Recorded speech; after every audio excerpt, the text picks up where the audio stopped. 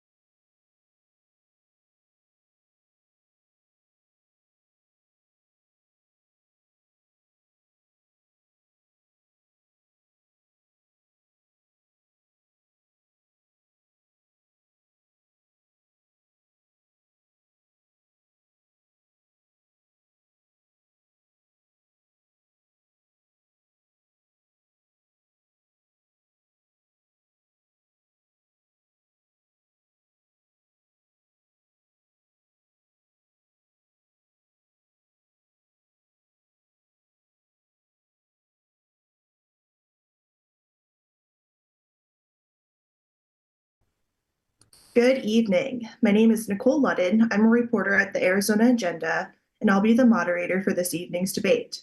The Citizens Clean Elections Commission is the sponsor of this event. As the state's voter education agency, Clean Elections is the official sponsor of the Arizona debates, so voters have the opportunity to hear directly from the candidates, ask questions on the issues that matter most to them, and vote informed. All registered voters can vote in the general election, which will be held on November 5th.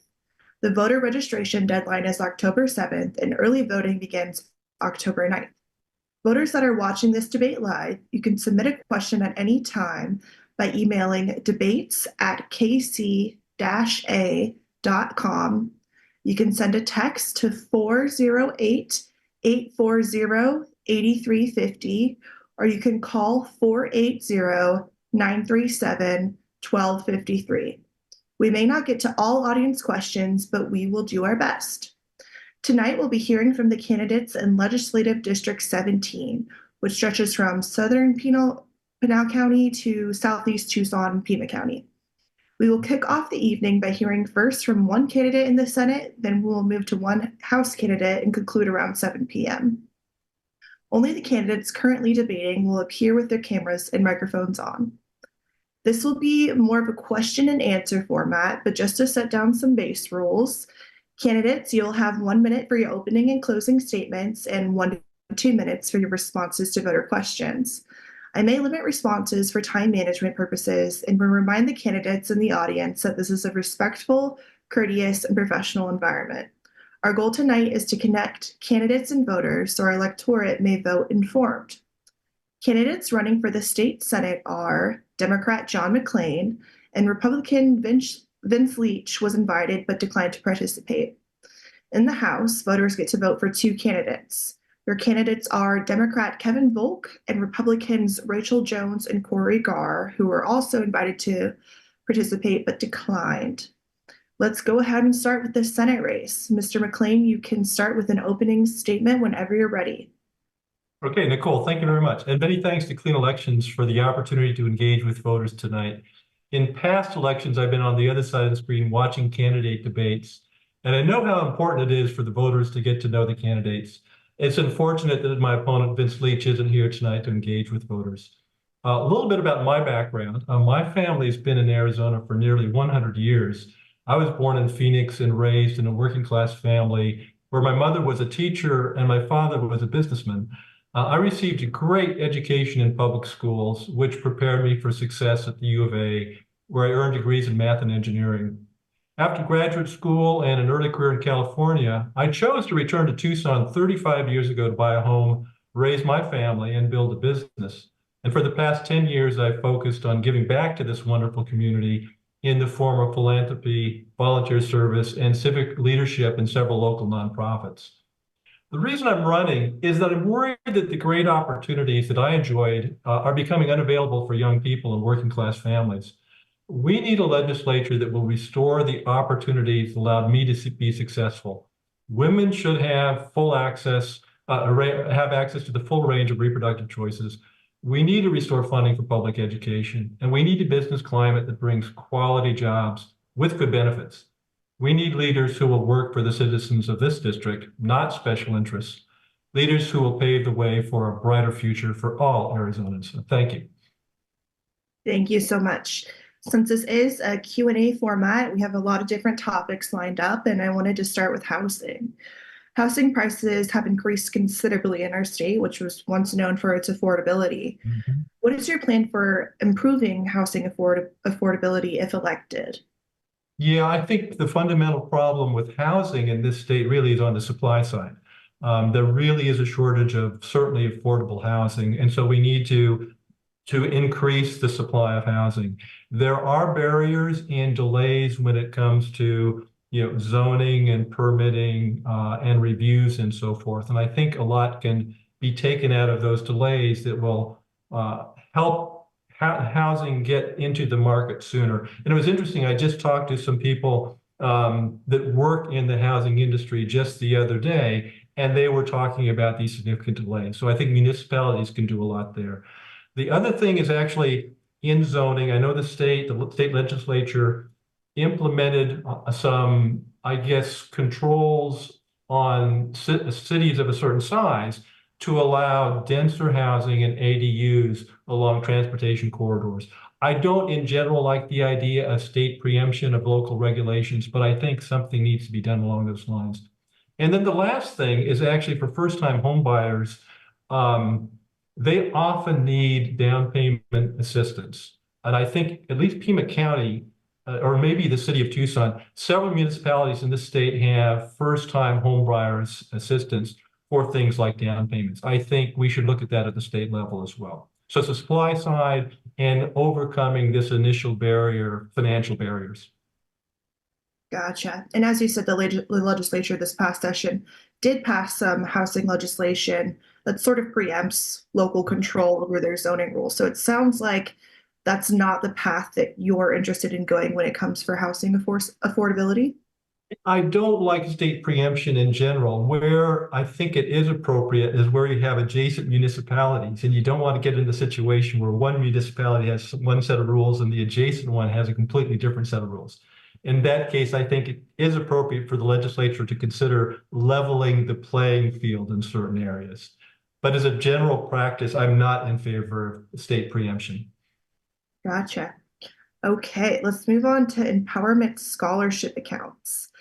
ESAs, or school vouchers as they're widely known, allow students to use taxpayer money to go to private schools. Lawmakers passed legislation this year to open up ESAs to all Arizona students. Do you think ESAs should be expanded in any way, or would you vote to eliminate the ESA program altogether if Democrats take control of the legislature this year? Yeah, I'm sort of on the middle ground on that. I think the original ESA program was set up wisely to serve children and families where local schools could not really appropriately provide an education for students with special needs. That's what the ESA started with, and that was a very sensible thing to do. I think the legislature went way too far to make them not only sort of universally available, but also unaccountable with very, very few checks and balances on the quality of the education. The other thing that the legislature failed to consider was the costs. I mean, there were some original cost estimates from the state budget office, and we've blown through all those estimates to the extent now that it's the ESAs are crowding out other absolutely necessary state functions. And so we need to reach some middle ground where we provide support for children and families where the local schools cannot provide adequate support, but put in controls both financially and in terms of performance on families and schools that are taking advantage of the ESA vouchers. So I'm sort of on the middle ground on that one.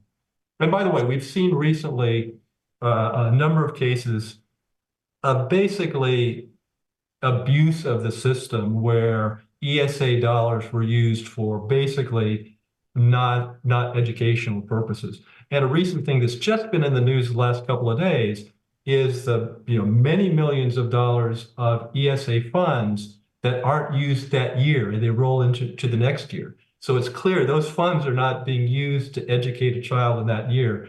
And I think that's wrong to roll it over. So there's a bunch of things we have to do with ESAs, but fundamentally we need a program for the children who need it, and we need to have some budget and performance controls when it comes to ESAs. Sure. So when you say middle ground, would you support parameters on ESAs that existed before the universal expansion of them? Oh, yes, absolutely. And like I say, that it's not clear that those parameters, let me put it this way. Those parameters may have been too tight. So we have to go back and look at maybe there's some additional considerations that are appropriate for ESAs. Okay, thank you. I mean, I'll just say we've got a couple of years of history now, both with the old program and the new program. So there's some lessons learned there, and we should learn from that experience. Gotcha.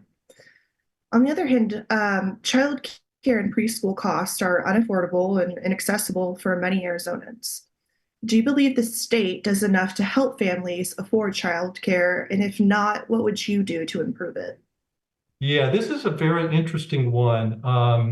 And so I'll digress just slightly. What we're seeing now with a lot of employers, both government employers and private employers, is the real recognition about the cost of childcare and the sort of the lack of availability of childcare. So what a lot of businesses are doing now is putting in paid family leave. It's interesting. One of the nonprofits I was involved with has a very talented workforce, a young workforce, and they didn't want to lose talented employees. So we decided on the board to implement paid family leave. I think the state government as an employer should consider that. I would encourage private employers to do that. The state could consider incentives for private employers to offer those kind of benefits. I'm not sure what else the state can do at this point in terms of providing more affordable childcare benefits other than through the labor market. So incentives for business, and I think implementation of childcare benefits, parental leave benefits for their own employees. Okay. And when it comes to, we just spoke about ESAs, when it comes to Arizona's K through 12 private school, excuse me, public education system, do you believe as a whole it's adequately funded? And if not, how much more should the state be spending to raise that money? Oh boy. So it was just within the last week or so, it was Consumer Affairs just put out the report on the state of education in every single state in the nation. Arizona ranked 51st. And I figured out how could that happen? Well, they included the District of Columbia. So Arizona's schools are ranked absolutely at the bottom by their metrics. School funding, per pupil funding in Arizona is 50th in the nation. So absolutely, without any question, our schools are underfunded, and we have to do something about it. Now, the state has over 9 million acres of state trust land, and in the Arizona Constitution, it says the state shall manage those lands to support public education. That was done some years ago through Prop 123, which defined the allocation from the state trust lands to support public education. That expires in May of 2025, so just 7 or 8 months from now. And I know the Democrats and Republicans were discussing how to extend Proposition 123. It got pretty close, but it was a bipartisan effort to do that. But it'll be very high on our priority next January to revitalize Prop 123 and put in an allocation from the state land trust that adequately funds public education. I would say as a first step, Arizona should get at least to the median level of funding for public education compared with other schools across the nation. And in future years, if Arizona wants to commit to a strong, vibrant economy, we need to get up into the upper tier when it comes to educational funding. Okay. Thank you. And speaking of public schools, as we saw recently, students face threats of gun violence in their schools with mass shootings happening at schools across the country frequently. What should be done to prevent such a shooting from happening in Arizona? Oh man. That's a vexing challenge, and it's not just schools. We need to address the whole issues of gun violence, whether it's schools, anywhere else, political gun violence. We've seen a couple examples of that, which is just terrible. So we need to just take down the temperatures, think hard about, gun violence in general and so forth. You didn't quite ask the question, but I will sort of answer it a different way. I think in a lot of these school shootings, there's an example where the perpetrator there was in the midst of a mental health crisis and people knew about it. That's where red flag laws come in. Red flag laws have been enacted in many other states that provide a legal, carefully considered mechanism to help people in mental health crises take away the threats that guns represent. So I would start there. I think we need to perhaps have more monitoring on social media. There are often clues in social media about a student or anyone else that flashes warning signs about a propensity to violence. So there's a number of things that we have to do. Look at social media. I'm in favor of red flag laws. Okay. Thank you. And right now, the city of Phoenix is weighing its options and sort of considering how it would enter into a consent decree for federal oversight. Do police officers need more accountability to the public? And if so, do you support efforts to require citizen or other third-party oversight boards to investigate police shootings and use of force incidents? Yeah, um, this is an interesting one. I think police would actually benefit from having a civilian oversight board to look at these incidents. And the reason I say that is I think a lot of police departments really need to reestablish trust with the community. And you can't reestablish trust if you have police officers investigating police incidents. I think the civil public will not accept that level of transparency. So to be transparent, I think there should be a civilian oversight board. That can be done in a very positive way with the fleet, with the police departments to restore trust. And I'm not giving any aspersions towards the police departments. It's a matter of public trust. And I think a civilian oversight board would be a good start on that. Yeah, and you mentioned state preemption earlier. Is this something you think could happen or you would support happening on the statewide level? That's a good question. Again, I'm not in favor of preemption. I am in favor of doing experiments in different jurisdictions and then pick the one that works best. This is a place where we have to sort of feel our way, through the morass to figure out what the optimal solution is. So I'd start slow. Again, the state could perhaps encourage, counties, cities, municipalities by grants or whatever to set something up. But I would not start with preemption. Okay, thank you. I'm going to take a very sharp turn here to water. Arizona's water supply from the Colorado River has been severely curtailed due to the ongoing drought. Where and how do you think the state could find more water supply? This is a good one. So just a little bit of backstory. My water source here is a private well. I've lived here for 35 years. The power's gone out multiple times, and I've lost access to water. Let me just tell you how scary that is. So I know what the impact of not having water is because I've lived through that. Yes, we're going to be losing our Colorado River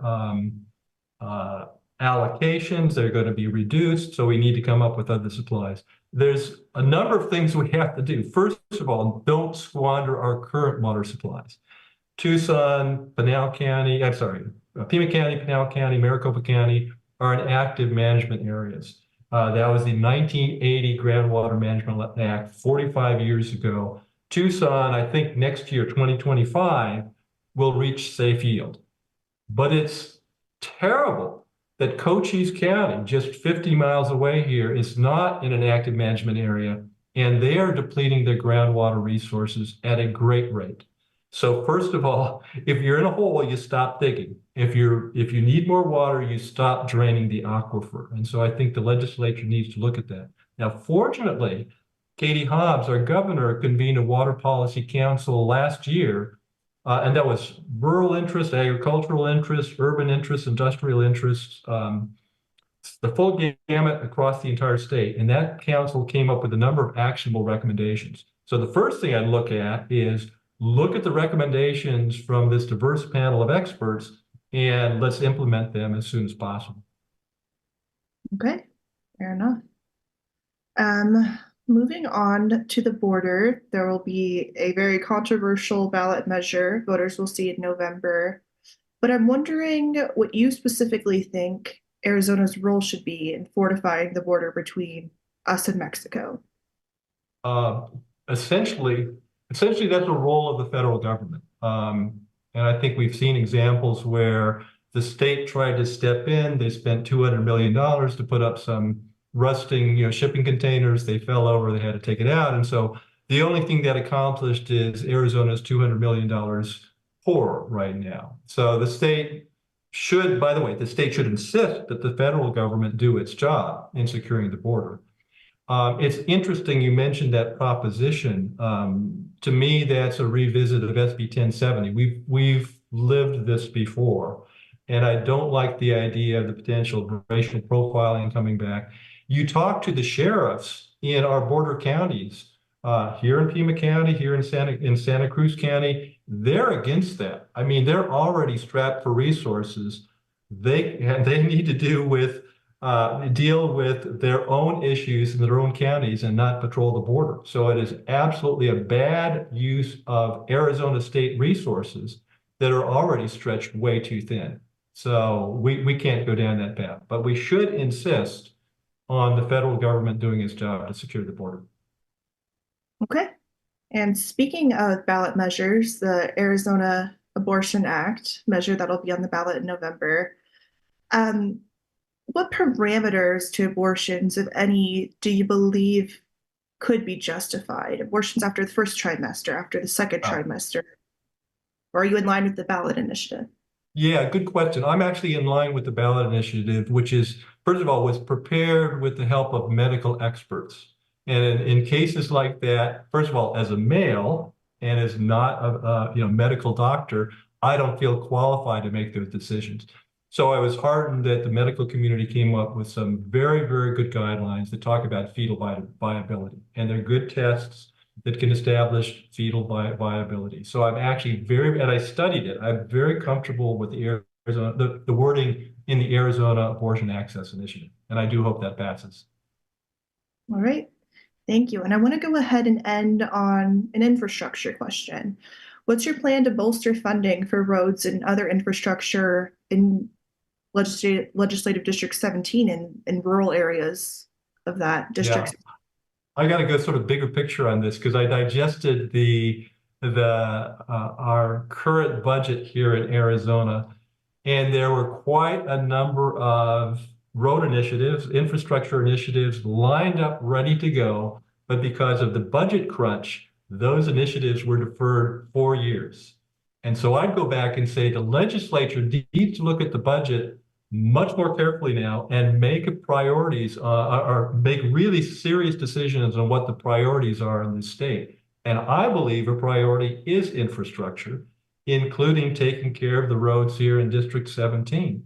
Another thing is just making sure we have, particularly in Pinal County, we restore nighttime patrols on our highways out there. As you know, again, because of budget issues, the Department of Public Safety has not been funded adequately to continue nighttime patrols in all the counties in Arizona. I think that's a problem as well. So we got to go back to the budget, decide what our priorities are. And for me, one of the priorities is infrastructure. By the way, the first priority is education. Okay.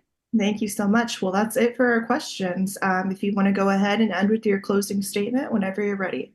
Okay, very good. Yes, first of all, I want to say thank you very much, but I hope you understand I am not a career politician. Politics have been way, way too extreme and divisive here, and I hope to bring back civility and common sense to the legislature. I'm an engineer, I'm a business leader, I'm a dad. I care deeply about the issues facing Arizona and will work hard to restore the opportunities that allowed me and my family to be very successful.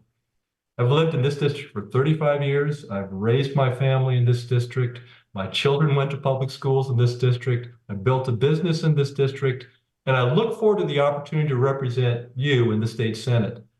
I believe my deep roots in Southern Arizona, my leadership experience, and my commitment to public service provide a solid foundation for serving the legislature. And I will work in a collaborative, bipartisan manner to provide real and lasting solutions for the issues facing Arizona. And I want all our citizens to have the same opportunities that I enjoyed in my life.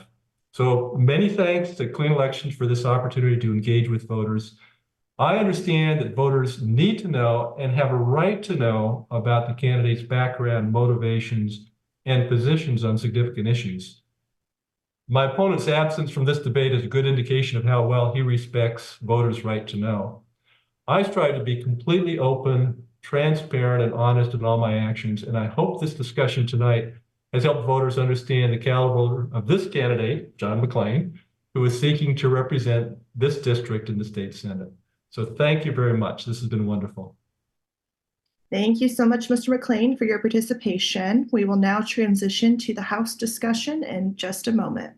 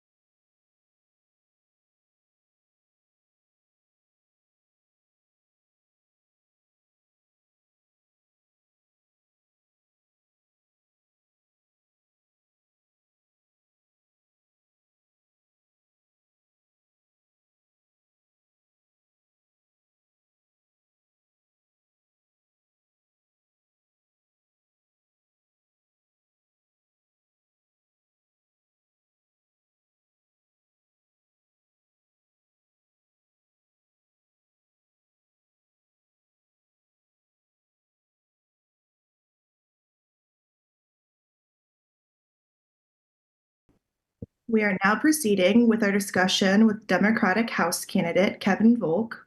As a reminder, Republicans Rachel Jones and Cory McGarr were invited but declined to participate. All right, so Mr. Volk, your opening statement whenever you're ready. Well, thank you, Nicole, for serving as moderator, or rather interviewer. And thank you to Clean Elections for hosting these debates. It's fundamentally critical. I'm Kevin Volk. I'm running for the Arizona State House of Representatives in Legislative District 17, comprising the outer Tucson metro area from Picture Rocks to Oro Valley to Saddlebrook, Tanque Verde Valley down to Part of Vale.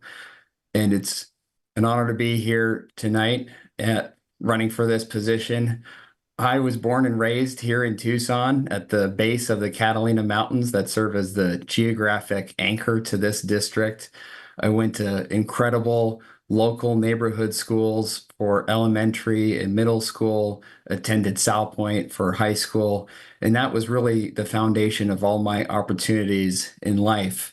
I went to an excellent college, majored in economics, was able to become a public school teacher myself, teaching fifth grade, went on to help teach English in Mexico, and served as an intern in Representative Gabby Gifford's office in Congress.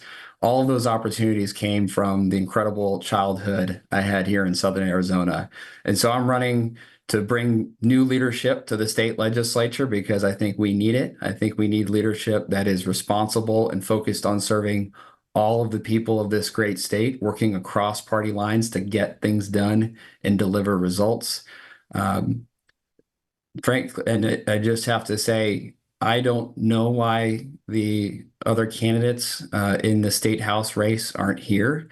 I don't know if they didn't get the memo or are busy trying to figure out which cartoon or meme to repost on social media, or if they're just afraid to show up. But unfortunately, it's part of a pattern of behavior from our sitting incumbent representatives who were elected to serve us, of not showing up, not doing the work to engage with voters across the political spectrum. And one of my opponents, Cory McGarr, has served 2 years in the state legislature, received over $100,000 in salary and compensation from taxpayer funds, and hasn't gotten a single prime-sponsored bill signed into law, and hasn't seemed to do anything to bring resources, badly needed resources, to Southern Arizona for public infrastructure and our first responders. So I'm running to be a different kind of representative. I've knocked on about 5,000 doors in every corner of this district. I am here to work and to listen and to make sure I'm available everywhere. And that's the kind of campaign I'm running. That's the kind of state legislator I will be. So thank you for having me. Thank you so much. I'm going to go ahead and get started with questions. Let's start with the economy. Taxes are a primary concern for voters, according to a survey by Clean Elections. Do you think Arizona's tax codes need to be changed? And if so, how so? No, I think the bigger question is allocating our resources effectively.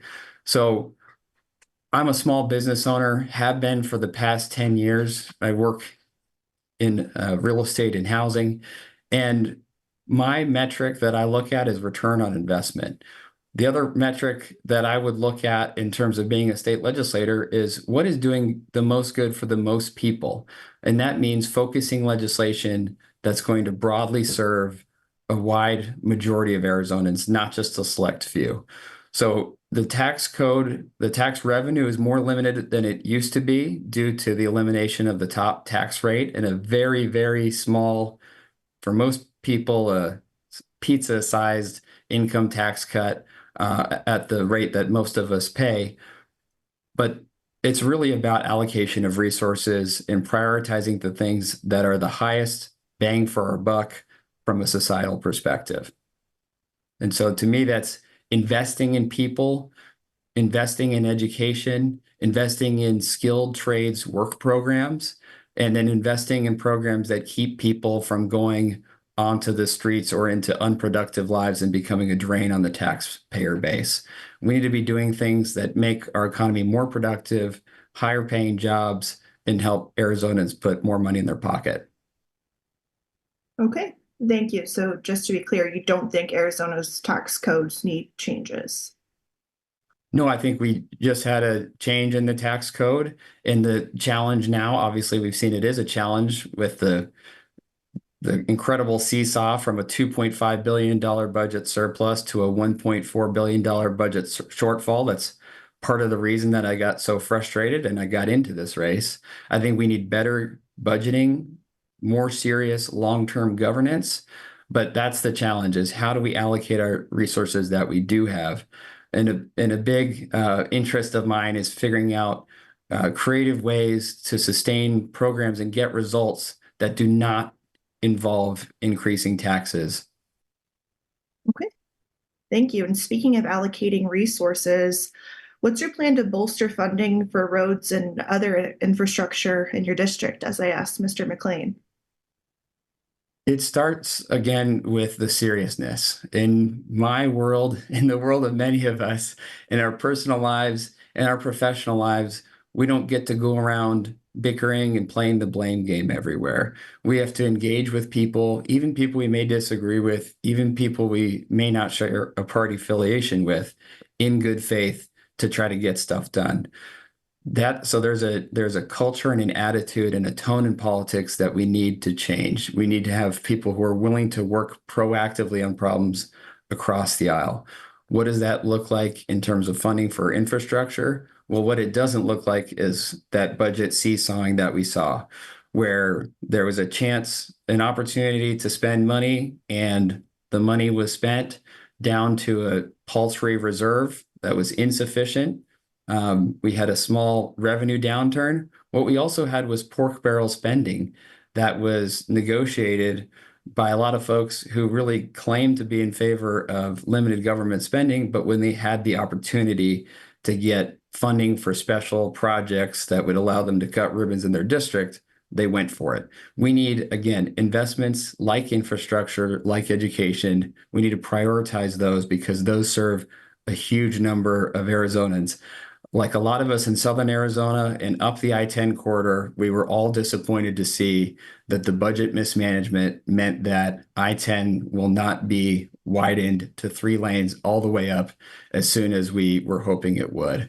So we need to be smart with those investments, and we need to plan not just for the next few months, but for the next few years, and bring in an expectation that we have to have reserves so that if some of the sales tax and income tax dips a little bit, as it does in the variations of the economy, we're not going to have to scramble.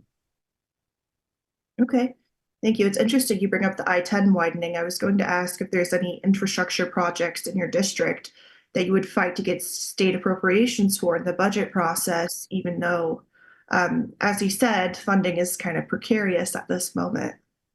Funding is precarious. Arizona Department of Transportation obviously has a very rigorous program for identifying projects. I-10 is a big deal for those of us in Southern Arizona who still want to be connected to family up in the Phoenix area or work opportunities because of the economic dynamism.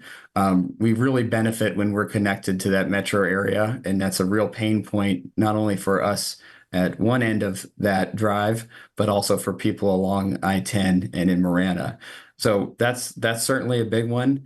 What folks in my district are frustrated by is local infrastructure.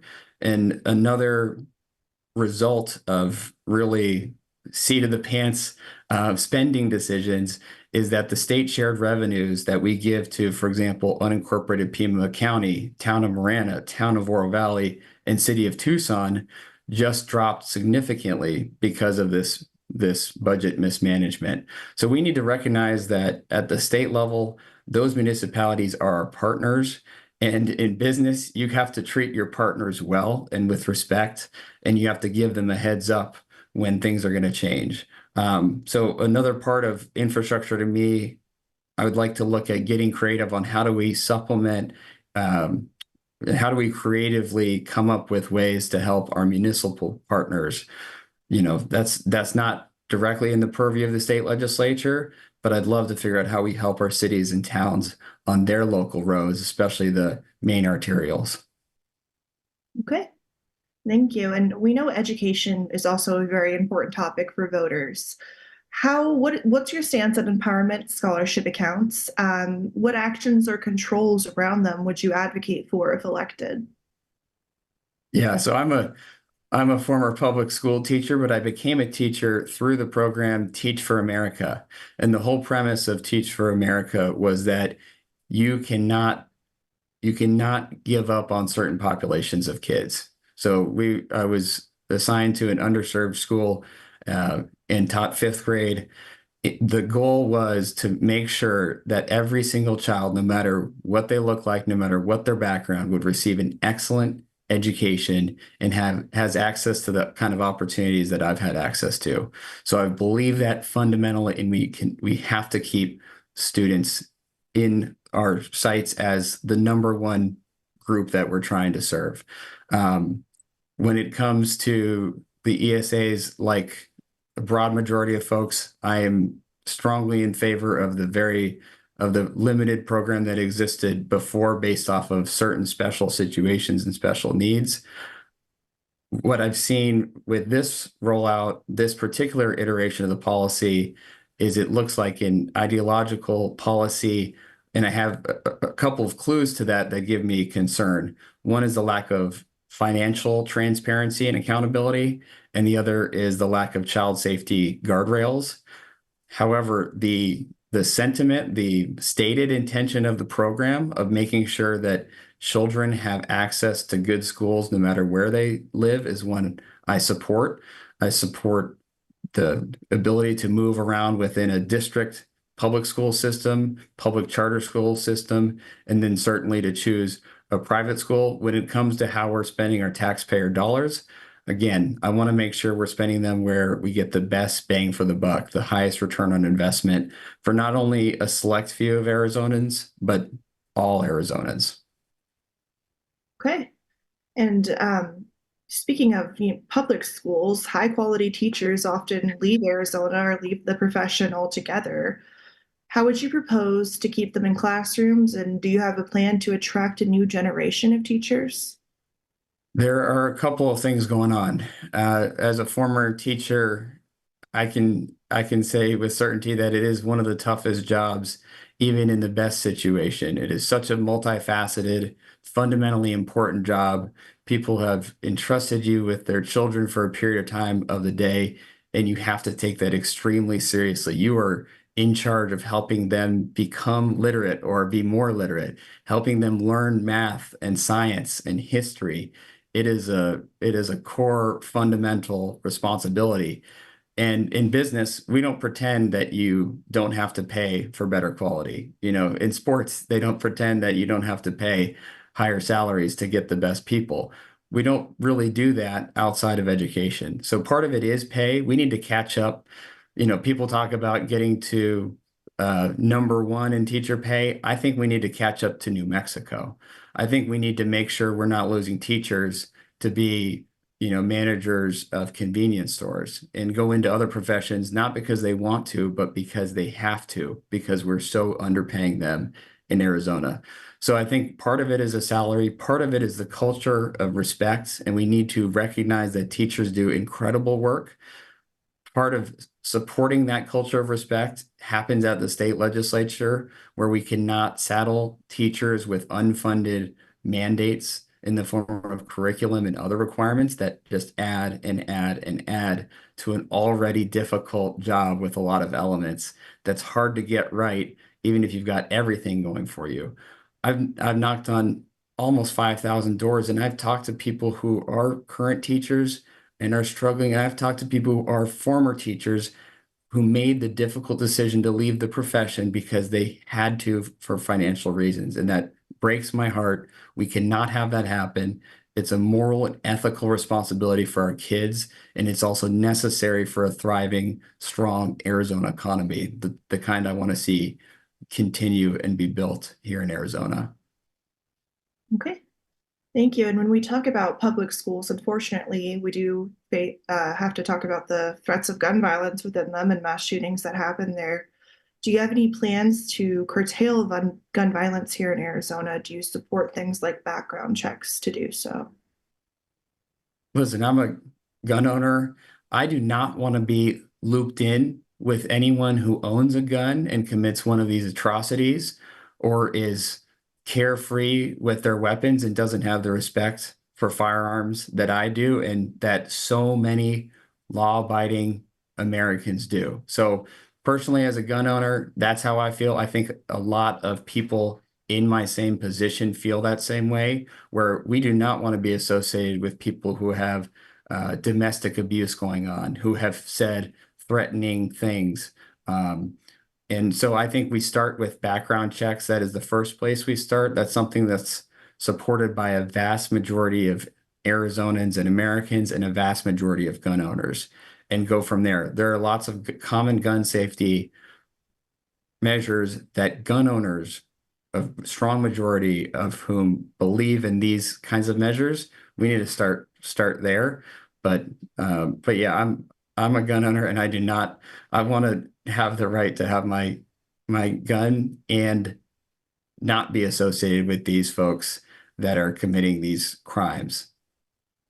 Okay, thank you. And passing such legislation in the current makeup of the legislature with a Republican majority would certainly be very difficult. But both voters from both parties told a Clean Elections survey that they want their lawmakers to work with people across the aisle to find solutions. Do you believe this is your job? And if so, how would you go about finding allies in the other party? What a great question. The job is not necessarily just that. The job is to get things done for people. The job is to deliver and make Arizona the best state possible, to make Arizonans' lives as good as they can be, to give them the best economic opportunities, to make their communities safer, to give them excellent schools and a safe, secure water supply for the long term. That's the job. The job is to get things done. And so as someone in the business world, when you want to get things done, you will look at any approach that makes sense and you will work with anybody to get that done. I grew up in a household with mixed party affiliation, one parent a Democrat, one parent a Republican. My extended family spans the entire political spectrum from liberal to conservative.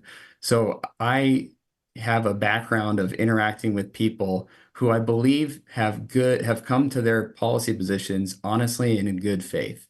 So that's the way I approach people politically.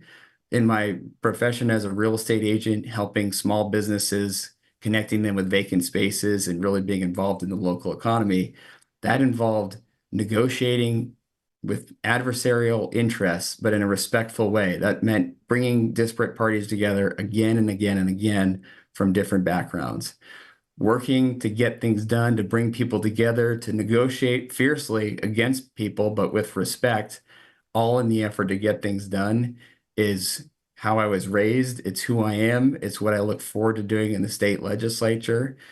I want to find the best ideas that are out there in the state. I've talked to so many constituents who have given me excellent ideas of ways to make government more efficient and things that we can do from a policy perspective to make lives better.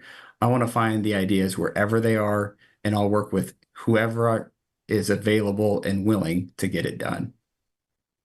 Okay, thank you. And speaking of bipartisan hot topics happening nationally and certainly here in Arizona, there's going to be a proposition, Prop 314, which would make it a state crime to be in the country legally, to put it in simple terms, and would require local law enforcement to enforce that law. That's a measure that will be on November's ballot.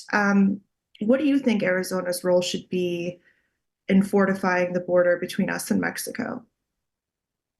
Yeah, I think federal government and Congress need to do their job. I mean, I can remember almost 20 years ago hearing talk about comprehensive reform for immigration and a solution to that issue. They have failed again and again and again. And I blame the extreme partisanship and extremism and divisiveness in in Congress for failing again and again and again. But Arizona, we know that there's an unprecedented number of crossings we've seen recently. Looks like it might be starting to come down, but we know it's something we need to work on. You know, rather than trying to assert and take over federal government's role and do it at its cost. I think we need to look at what the state legislature, we need to start with what the state legislature has purview over, and that's Department of Public Safety and State Highway Patrol. It is unacceptable to me that the state legislature, which has had control for the past number of years, over a decade, has allowed DPS and the State Highway Patrol to be so underfunded and understaffed that we don't even have 24/7 coverage, patrol coverage of our state highway corridors in 13 out of our 15 counties. We absolutely need that coverage, not only to support Border Patrol efforts and to get gotaways and provide other support. We also need it for Arizona's public safety. We cannot have one state highway trooper for every 16,000 motorists on the road. We also need to support border area law enforcement, local law enforcement, county and city with the latest equipment and with the resources they need. We do not need to be overburdening local law enforcement that already is underfunded and understaffed. We need to be supporting them rather than, I really want to tackle this issue, and Arizona needs to do whatever it can within the constitutional limits. To me, I respect the U.S. Constitution. That is the highest law of the land. So we need to be respectful of those limits, but Arizona needs to do what it can. But we should start by doing what should have been done years and years ago, which is fully fund the State Highway Patrol and border area local law enforcement. Gotcha. And those two organizations or law enforcement organizations you just mentioned, do you think they should be playing a role in border security here in Arizona? That is border area law enforcement and the Department of Public Safety? Listen, as long as the border is not going to be fully secured, they're going to be playing a role regardless. I mean, we've all read the stories of speeding and traffic incidents that have led to discoveries of smuggling, whether it's humans, weapons, or drugs. And that's, the real answer is Congress just needs to do their job, get a deal done, fully fund Border Patrol and Customs so that they have the manpower and the equipment. A lot of the equipment we already have, we need the personnel to man that equipment, which is where approximately 90% of the fentanyl that is ravaging communities is coming through to the United States. That's the solution. Government at the federal level needs to do its job. And as a state legislature, I think it'd be helpful to have a variety of voices, not just the same folks as usual, telling our federal representatives all across the country, hey, no matter where you live, we're here in Southern Arizona, about an hour from the border. This is what we need you to do. We need you to stop playing around with this, because not only do we need a secure border, we know that the border and our relationship with Mexico is so much more than that, should be so much more than that. We have a cross-cultural connection. One of the reasons we love Southern Arizona is that cultural connection. It is a powerful economic driver in our state economy, with our largest trading partner by far, Mexico. There are so many positives that are being infringed by the fact that the Congress is not doing its job. And so we need to never let up on the advocacy towards the federal representatives, that they need to do their job and help us get a safe, humane, secure border. Okay, thank you. Another very important topic that saw a lot of legislative action this year, abortion.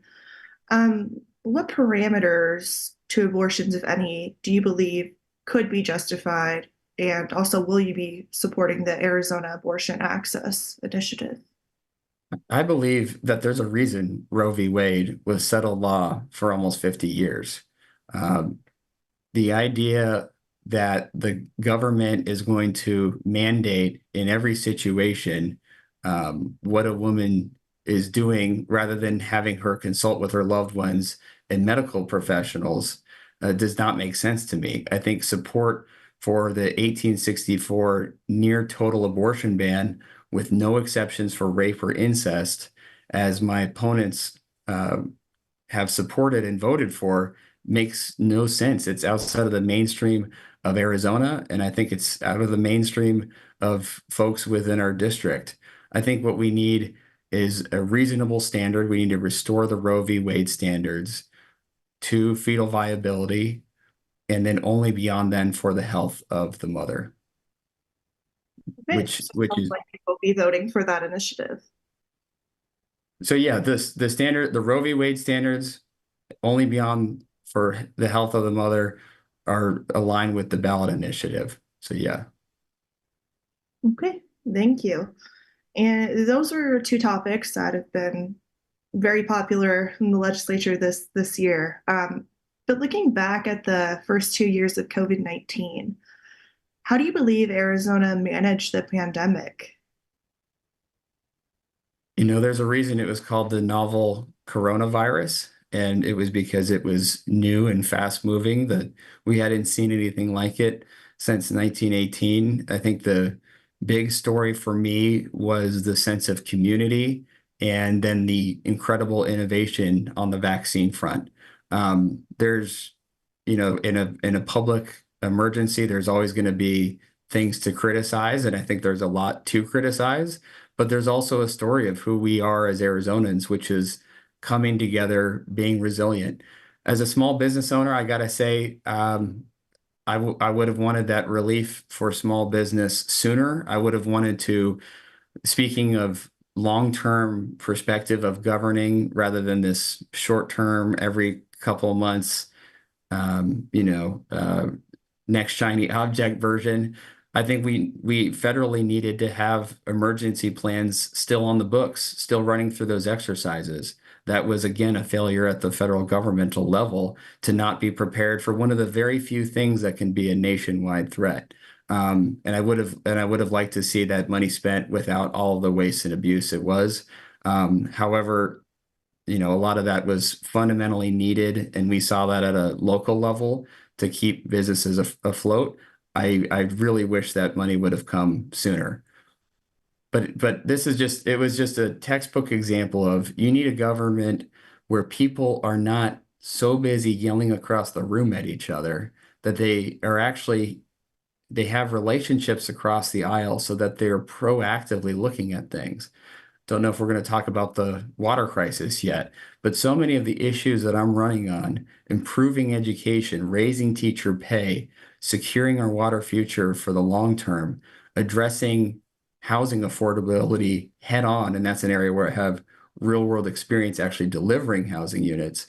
These are issues that have grown into full blown crises at the state level because folks won't sit down and do the work. We need them to be representatives, which means listen to everybody, and we need them to do their jobs, which means get stuff done, regardless of who you have to talk to, and if you personally like them or if you personally share party affiliation with them or not.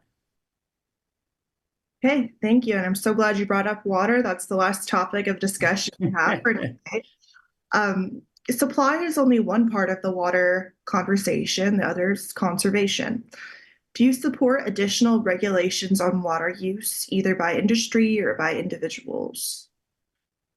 So I grew up here in the desert, and I was lucky enough that my parents made sure I had time to wander around in the desert, and you see the harsh beauty of the landscape, and you see the interesting animals and insects and cacti. You learn the hard way which cacti are jumping and which ones aren't. But that's how I was raised. And here in Southern Arizona, we have a great water conservation ethic, and we have a great water management program. We think about it seriously, we plan for the future, and we do regulation and conservation practices so that we will never, so that we minimize the chance we will be subject to crisis, running out of water, or having huge rate increases in our water. And so I think the Southern Arizona way is a way that we can talk about doing it more at a state level. People do not want to have a surprise when it comes to water. We've seen that in different situations, especially around the Maricopa County Valley, Valley of the Sun. We do not want to have these emergency situations. So yes, I want to see very fundamental, just the basics, measurement, regulation to make sure we can assure a long-term supply. If we do these practices, I really see this as an opportunity. Arizona, in an era where places are getting increasingly hotter and drier with more extreme weather all around, more places are going to be subject to this. We are in the desert with a growing population. We're at the forefront of this problem. We can be at the forefront of the solution. We can be a leader in water conservation, technology, and implementation, and we can spawn a new industry, new employment, new technology, new innovation. So I really view this as a huge opportunity. That said, we cannot wait another year. We've got to start tackling this now to minimize the impact and the pain down the road.